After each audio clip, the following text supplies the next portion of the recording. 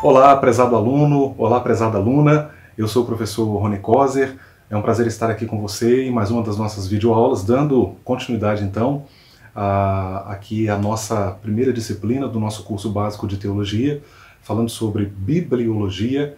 Na verdade, essa disciplina é uma introdução à Bíblia, está preocupada em explicar o que é a Bíblia. E na videoaula anterior nós falamos sobre a importância do estudo da Bíblia, a necessidade de se estudar a Bíblia, além de outras questões muito importantes relacionadas à Bíblia enquanto mensagem de Deus, enquanto palavra de Deus. E nessa terceira videoaula a gente vai dar prosseguimento abordando a questão do cânon, a questão da estrutura interna da Bíblia e também a questão da preservação e tradução da Bíblia Sagrada. São assuntos de grande importância.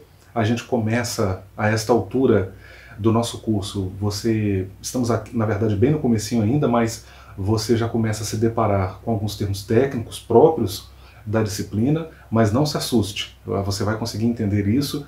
Aos poucos, essas nomenclaturas vão fazendo parte aí do seu vocabulário, você vai entendendo o significado de cada uma dessas palavras e o que elas representam. A gente começa colocando aí na tela para você o texto de Lucas, capítulo 24, versículos 27 e 44, onde o Senhor Jesus, na verdade Lucas está narrando uma fala de Jesus, e Lucas escreve: começando por Moisés e todos os profetas, explicou-lhes o que constava a respeito dele, ou seja, de si mesmo, em todas as Escrituras. No versículo 44, nós podemos ler: e disse-lhes, foi isso que eu lhes falei, enquanto ainda estava com vocês. Era necessário que se cumprisse tudo o que a meu respeito estava escrito na lei de Moisés, nos profetas e nos salmos. Você vai entender mais adiante aqui na nossa videoaula porque Deus ter escolhido aí esses dois versículos do Evangelho de Lucas. A gente começa essa nossa videoaula falando sobre a estrutura interna da Bíblia, como alguns autores usam essa expressão estrutura interna da Bíblia.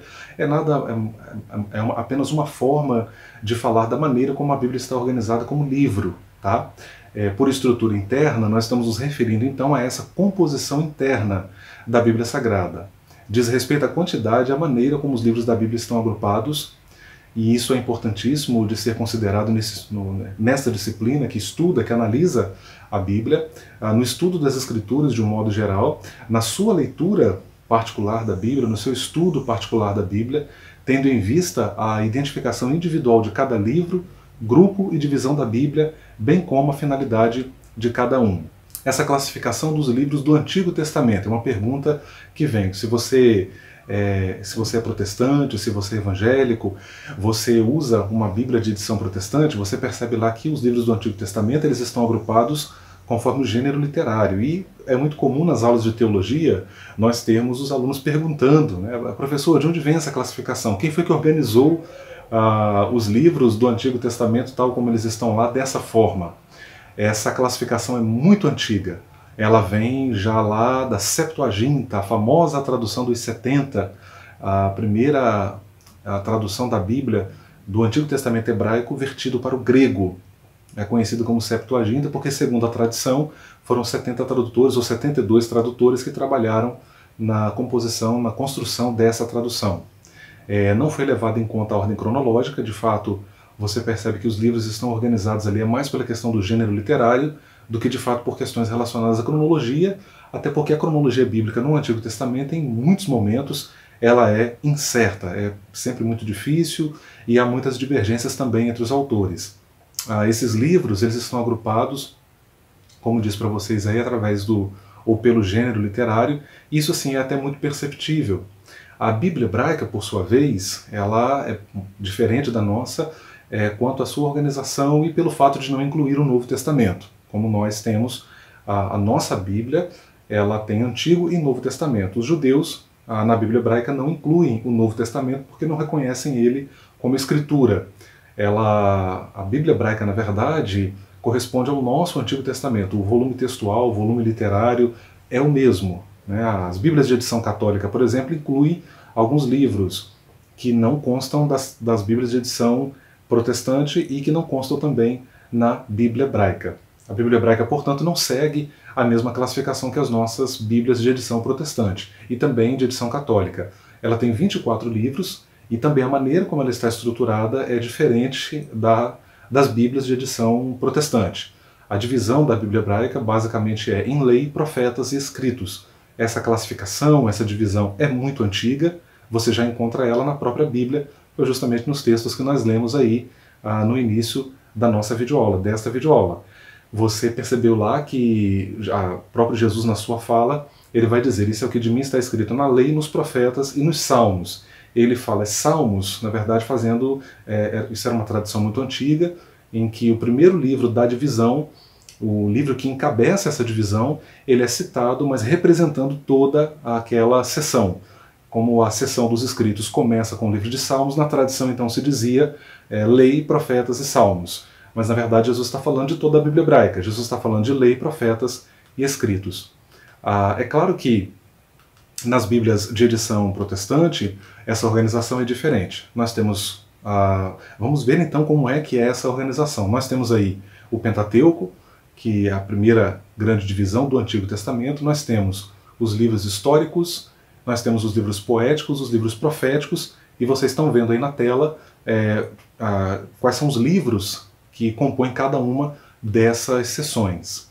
E aí eu lanço uma pergunta importante, a gente vai abordar isso também no material didático, a gente precisa de fato considerar isso, por que estudar o Antigo Testamento? E eu coloco aí de partida pelo menos 3 razões que eu considero fundamentais. Primeiro, porque o Antigo Testamento foi a Bíblia que Jesus usou, e não só ele, mas também os apóstolos.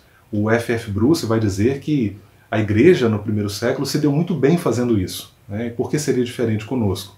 O Novo Testamento é uma segunda razão para estudar o Antigo Testamento. O Novo, ele possui estreita conexão com o Antigo, sendo escrito a partir dele. Nós temos aí o G.K. Billy, que é um autor protestante, inclusive um teólogo protestante, que analisa justamente a relação do Antigo Testamento com o Novo. Inclusive tem até o dicionário, né, desse uso do Antigo Testamento pelo Novo. E uma terceira razão é que o Antigo Testamento possui uma beleza inigualável em termos literários, em termos devocionais e em termos de instrução. As pessoas às vezes têm até assim, uma certa dificuldade para separar o fato de que nem tudo que o Antigo Testamento cita é normativo. Você tem muitas narrativas do Antigo Testamento que são realmente chocantes, nos parecem até bizarras em alguns momentos, mas isso está dentro de uma época, de um contexto cultural, e a gente precisa ter cuidado, inclusive, para não fazer uma análise anacrônica de textos do Antigo Testamento. Mas em linhas gerais, como escreveu Paulo, tudo quanto dantes foi escrito para o nosso ensino, para o nosso proveito, foi escrito. Tá? Depois nós temos aí o Novo Testamento. O Novo Testamento, por sua vez, ele é organizado em evangelhos, história, epístolas ou doutrina. A maneira de se referir varia também entre os manuais de teologia, os comentários, enfim. E depois nós temos lá a seção de profecia ou apocalíptica, representada pelo livro de Apocalipse. Você tem aí também na tela agora uma tabela aí bem legal para te ajudar a ter essa visualização aí agora, especificamente, né, das epístolas. As epístolas é a maior parte do Novo Testamento, são 21, de 27 livros, 21 são epístolas. Então você tem aí a possibilidade de visualizar uma organização das epístolas à parte. Essas epístolas podem ser entendidas, organizadas como primeiras epístolas, grandes epístolas, epístolas da prisão, epístolas pastorais, isso dentro das epístolas paulinas. Né? Depois nós temos a epístola aos Hebreus, que aparece sempre separada, sempre destacada. Na verdade, ela é um tratado de teologia dentro do Novo Testamento, e depois epístolas gerais, são 7 epístolas ao todo aí. Na sequência a gente fala aí sobre algumas particularidades da Bíblia, alguns detalhes curiosos que a gente faz questão de colocar para você, e mais adiante a gente aborda aí a questão do cânon bíblico. Esta palavra cânon, no sentido como nós estamos usando aqui, ela diz respeito à questão dessa coleção de livros que nós protestantes entendemos ser uma coleção de livros divinamente inspirados. Então você tem aí um grupo de livros que difere de toda aquela literatura que estava sendo produzida por algumas razões, e a gente vai colocar isso para vocês aí no material didático, também na tela. Na medida que eu estou falando aqui, você está visualizando aí algumas telas, apresentando justamente o porquê desse entendimento de que alguns livros são inspirados em detrimento de outros, ok? Bom, nós encerramos aqui mais esta videoaula. Naturalmente a gente acaba retomando também alguns tópicos, alguns assuntos que a gente fala nas videoaulas seguintes, e estaremos então nos encontrando aí Estamos juntos aí na nossa próxima videoaula, a aula de número 4. Obrigado, foi um prazer ter estado com você aqui.